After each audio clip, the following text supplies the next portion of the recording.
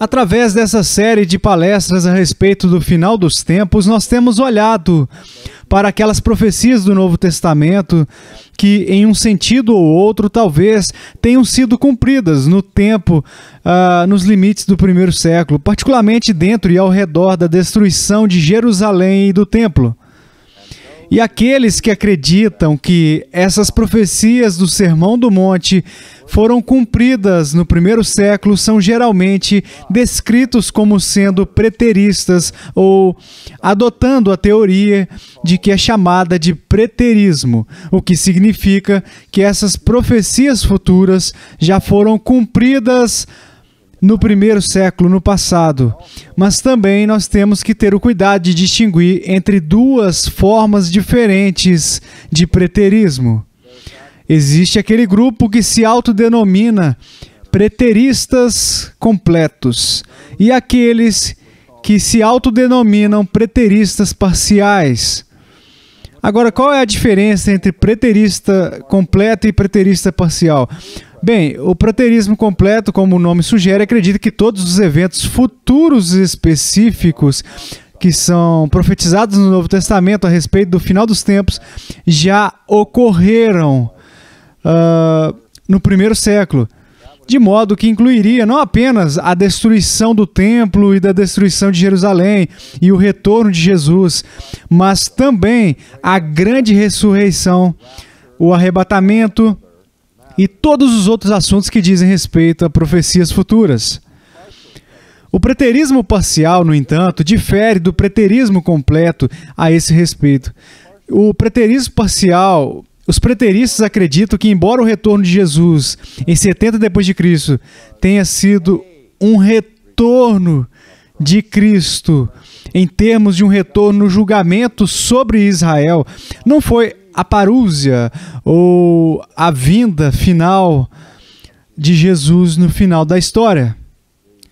Os preteristas parciais diriam que Jesus veio em 70 d.C. no final de uma era, nomeadamente a era judaica, mas não no fim de toda a história. Que a destruição de Jerusalém e a visitação da ira de Deus sobre o seu povo houve um dia significativo do Senhor, mas não o dia final e consumado do Senhor, que ainda está para ocorrer no futuro. Mas o mais significativo é a diferença na compreensão da futura ressurreição dos santos e o arrebatamento e o julgamento final que são preditos no Novo Testamento. Agora, nós vamos examinar primeiro hoje a diferença com respeito à ressurreição. Quando nos voltamos para 1 Coríntios 15, onde temos o ensino mais longo e complexo de Paulo, a respeito da ressurreição dos corpos dos santos que participarão do corpo glorificado de Cristo em linha com a sua ressurreição. Paulo conclui nesse estudo em 1 Coríntios 15 com este ensino, começando lá no versículo 50.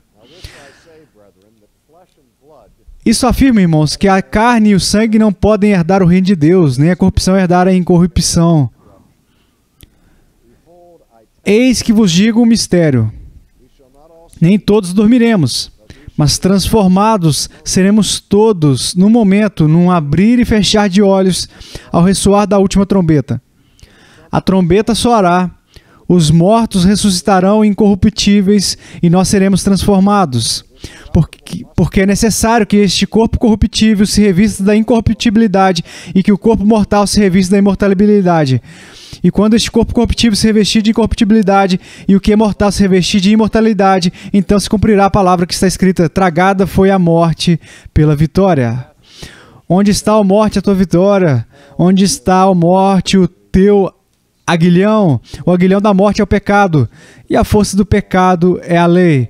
Graças a Deus que nos dá a vitória por intermédio de nosso Senhor Jesus Cristo.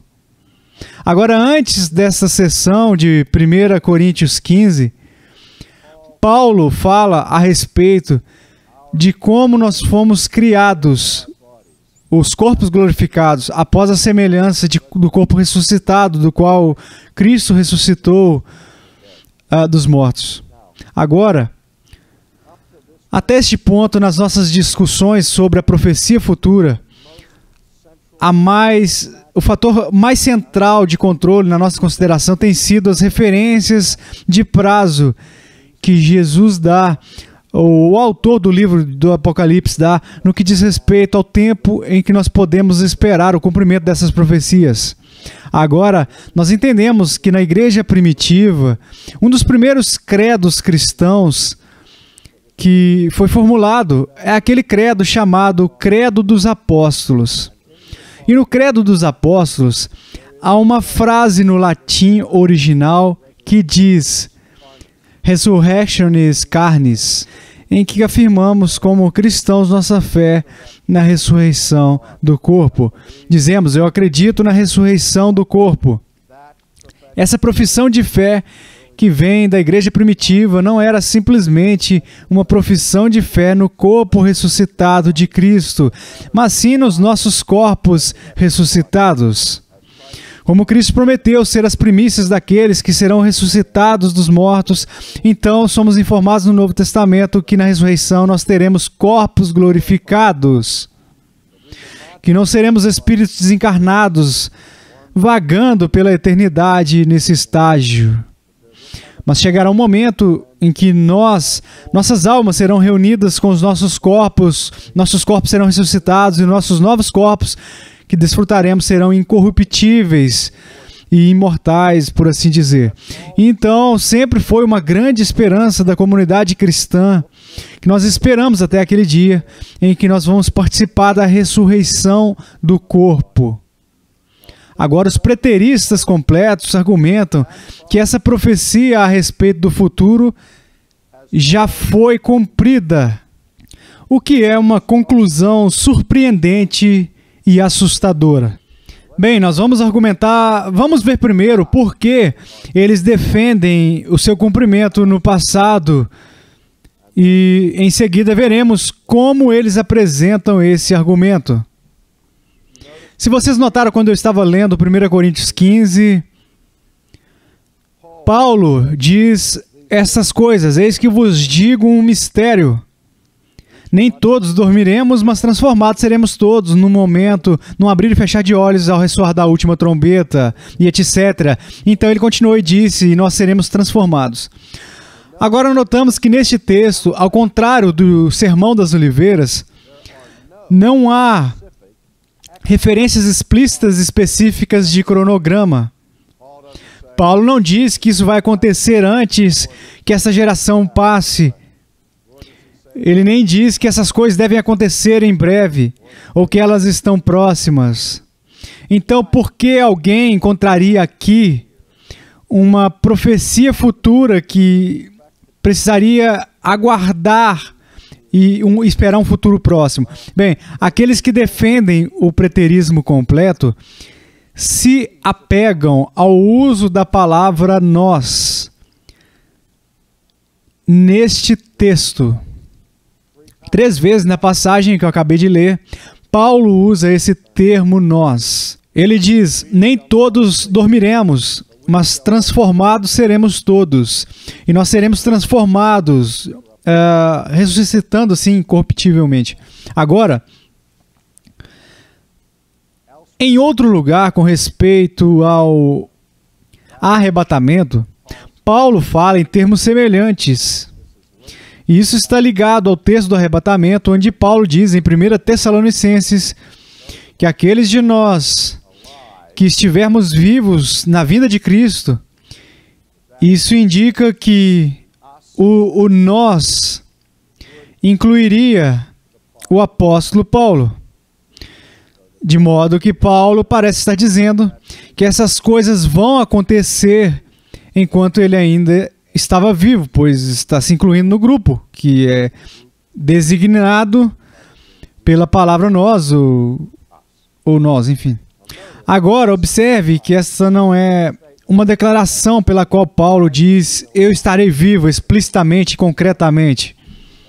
Mas, ao contrário, ele apenas diz, assim de passagem, aqueles de nós que estiverem vivos naquela época, naquele momento, e aqui em 1 Coríntios, seremos transformados e assim por diante.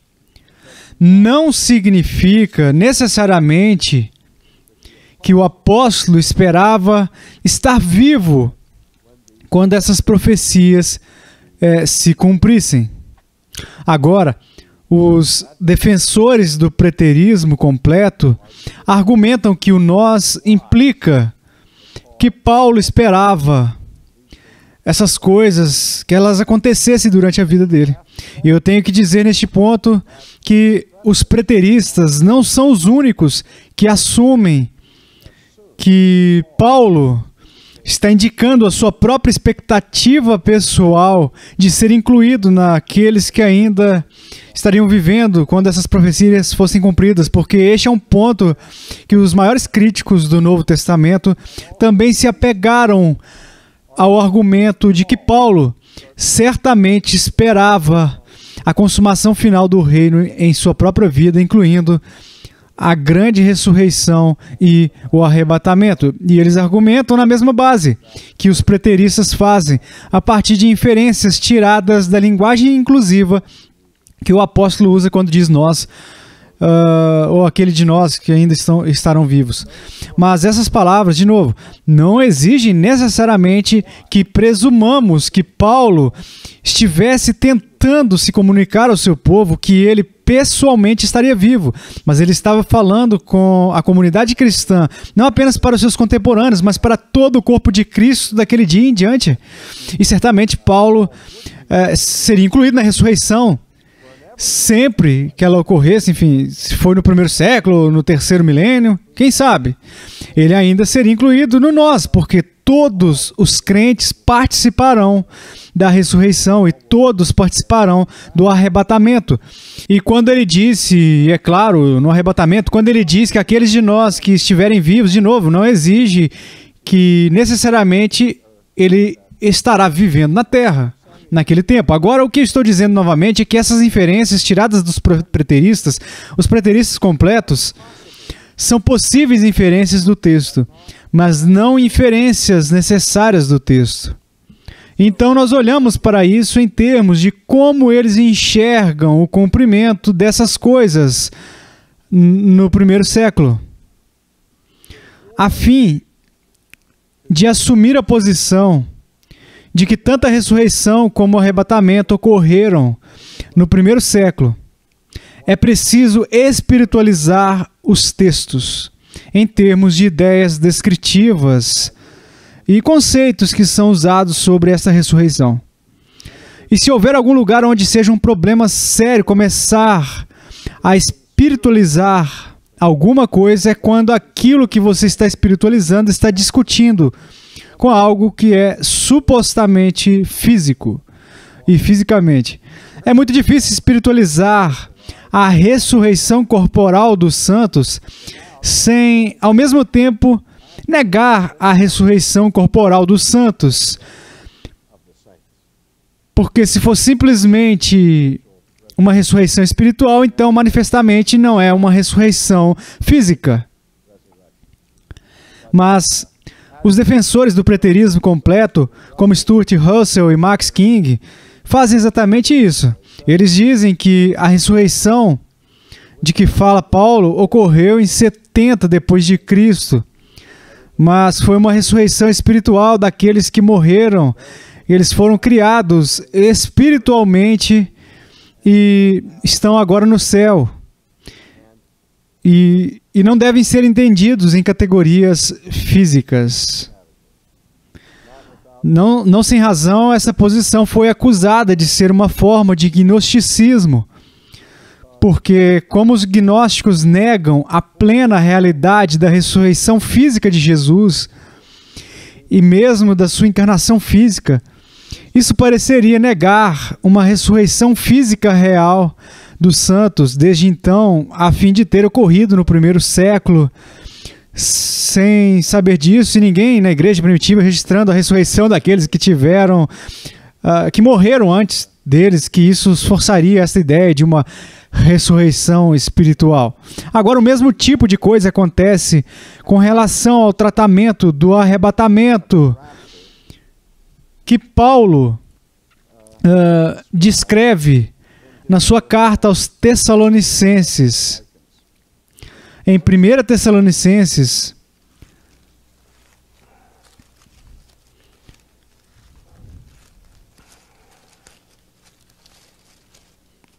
no capítulo 4 de 1 Tessalonicenses, nós lemos o seguinte relato do arrebatamento que ganhou tanta atenção na escatologia cristã que garante que nós lemos o texto. No versículo 13, lemos essas palavras no capítulo 4 de 1 Tessalonicenses. Não queremos, porém, irmãos, que sejais ignorantes com respeito aos que dormem, para não vos entristecerdes como os demais que não têm esperança. Pois se cremos que Jesus morreu e ressuscitou, assim também Deus, mediante Jesus, trará em sua companhia os que dormem. Ora, ainda vos declaramos por palavra do Senhor isto: nós, os vivos, os que ficarmos até a vinda do Senhor, de modo algum precederemos os que dormem.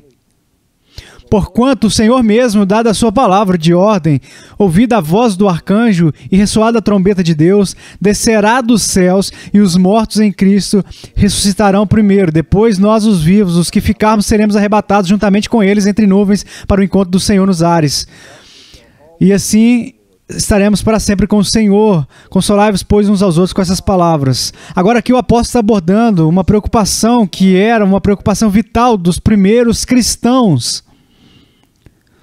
A comunidade cristã primitiva tinha esperança na ressurreição futura e no retorno de Cristo nas nuvens e em glória. Mas antes que essas coisas acontecessem, muitos dos cristãos da comunidade primitiva morreram. E então a pergunta óbvia que os seus parentes estavam fazendo era a seguinte: isso significa que nossos parentes, os nossos amigos que faleceram, sentirão falta desses grandes eventos escatológicos que nos foi prometido?